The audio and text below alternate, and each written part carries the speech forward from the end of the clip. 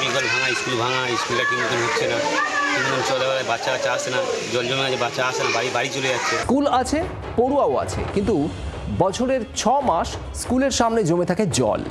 বর্ষায় সেই জল আরও বাড়ে, ফলে ভেলায় করে স্কুল ভবনে পৌঁছতে হয় মথুরাপুরের তেঁতুলবেড়িয়া অবৈতনিক প্রাথমিক বিদ্যালয়ের ছাত্রছাত্রীদের।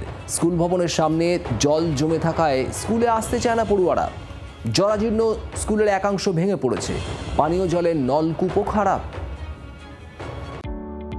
Hotel Management with AI. Join IIHM, International Institute of Hotel Management. এমনই ছবি মথুরাপুরের তেঁতুলবেড়িয়া অবৈতনিক প্রাথমিক বিদ্যালয়ের। অভিভাবকরা কি বলছেন শুনুন। স্কুলটা 1 নম্বর ভালো করে করতে হবে। তারপর দ্বিতীয়ত মাঠে জল, এগুলো তো বাচ্চা আসতে সমস্যা হচ্ছে। টিউল নেই, টিউলটাও খারাপ হয়ে আছে। বাচ্চা কাচ্চা আসতে পারছে না স্কুলে জল জমে আছে মাঠে, টিউবওয়েল ভাঙা, স্কুল ভাঙা, স্কুলটা ঠিক মতন হচ্ছে না, ঠিক মতন চলে বেড়ায়, বাচ্চা কাচ্চা আসে না, জল জমে আছে, বাচ্চা আসে না, বাড়ি চলে যাচ্ছে।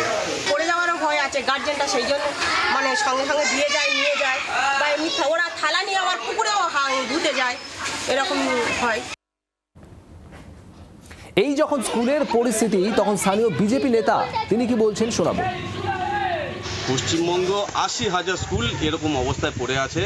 তো আপনাদের মাধ্যমে আমরা বলতে চাই যে এই 80,000 স্কুল আমরা মাননীয় শুভেন্দু অধিকারী মহাশয়ের নেতৃত্বে এই স্কুলগুলো আবার পুনরায় আমরা চালু করব। আর এই মথুরাপুর তেঁতুলবেড়িয়া অবৈতনিক প্রাথমিক বিদ্যালয়ের শিক্ষকরা কি বলছেন এই নিয়ে শুনুন।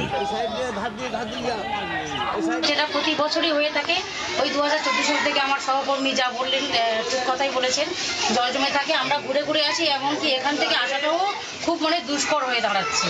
আর বিল্ডিংয়ের এখান থেকেও জল পড়ে, অ্যাসবেস্টাসের এখান থেকে ফাঁক থেকে জল পড়ে, মিড ডে মিলে খাওয়ানোর সময় খুব অসুবিধা হয়। কল নেই, 1 বছর কলটা পুরো ড্যামেজ হয়ে গেছে।